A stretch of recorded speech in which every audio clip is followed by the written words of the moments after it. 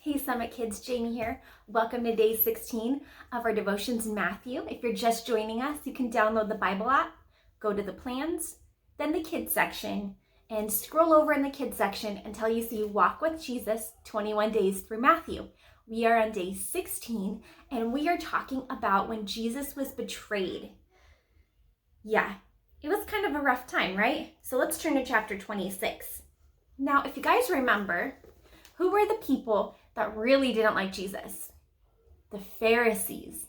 The Pharisees were one of the religious groups in the time, and they didn't like that Jesus was kind of changing the rules a bit. They were real followers, and Jesus was doing things that were different, and they didn't like that, and they thought that it was going to turn people away from God. So they were worried, right? So they wanted to arrest Jesus, and they wanted him to be tried. They wanted the people to see that, hey, this guy's wrong. Okay, let's read. We're going to chapter 26 and we're going to verse 36. Then Jesus went with them to a place called Gethsemane, and he said to his disciples, "Sit here while I go over and pray." He took with them Peter and the two sons of Zebedee, and he began to be grieved and agitated. So Jesus kind of felt what was coming on. He knew what was going to happen. And he was just getting kind of frustrated and agitated and he didn't want to do this. He didn't like what was happening. Can you? I mean, if you knew you were going to be betrayed, you knew something bad was going to happen, would you want to do that? Probably not. Then he said to them, "I am deeply grieved, even to death. Remain here and stay awake with me." And going a little farther, he threw himself on the ground and prayed.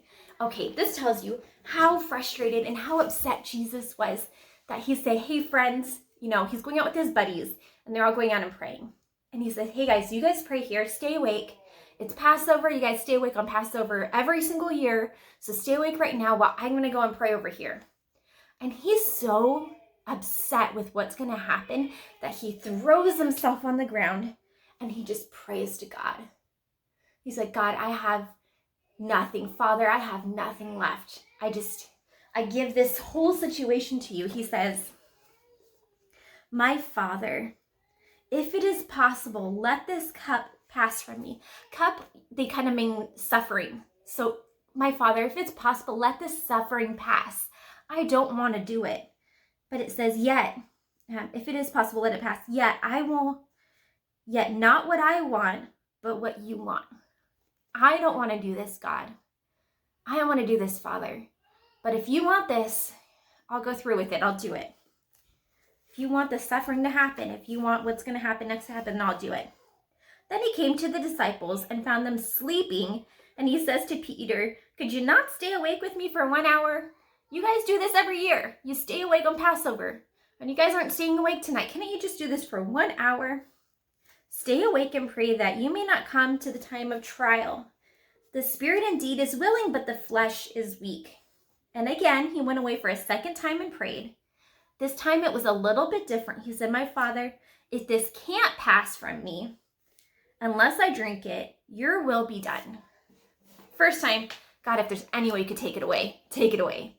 And then he's like, "Okay, if it's not going to be taken away, just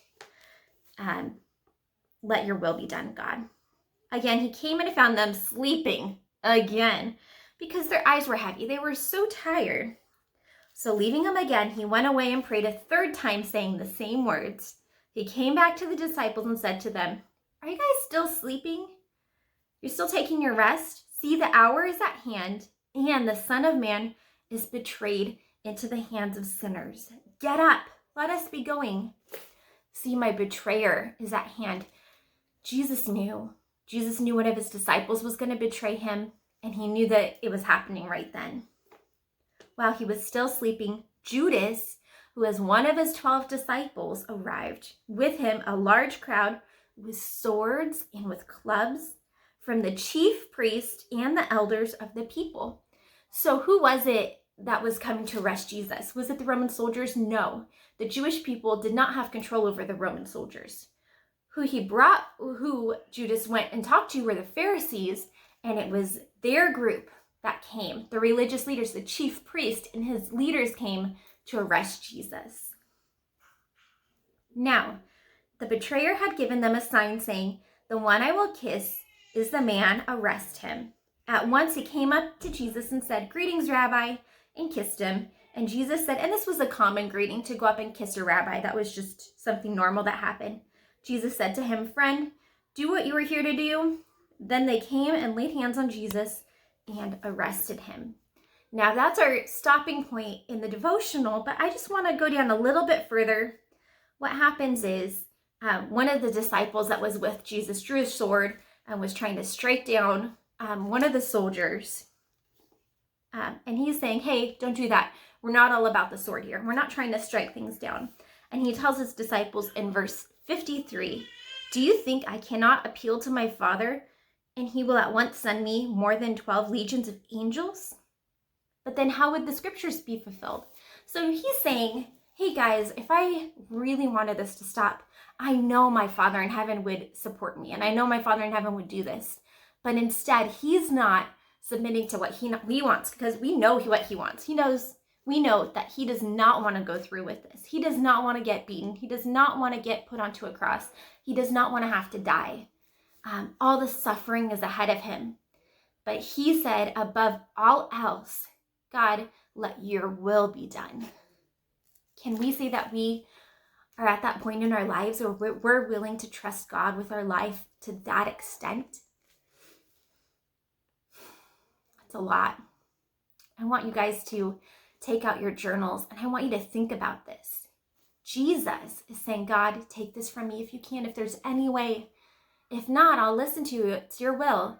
Then again, he's like, "Okay, if you can't take it, then let your will be done." And he said it again, "All right, God, let your will be done." And then he's telling his disciples who are like, "Hey, I'm going to take this into my own hands. I'm going to strike them down." And he's like, "Hey, don't do that. Don't you think that I could ask God and he'd send a whole bunch of people here, a whole bunch of angels here to protect me?" And that's not the case, because Jesus ultimately wanted the Father's will to be done. So journal about that. Think about that. Do you ultimately want God the Father's will to be done in your life? What kind of things are you willing to change in your life so that you are more like Jesus, that you're willing to do whatever is possible so that God's will is done, so that you show everybody love, that you show everybody kindness, that you show everybody who God is, you tell them about him? What are you willing to change in your life? What are you willing to do in your life to make that happen? Journal about that today. All right, guys, I love you. I'm so glad that we get to have this time together, and have a good day.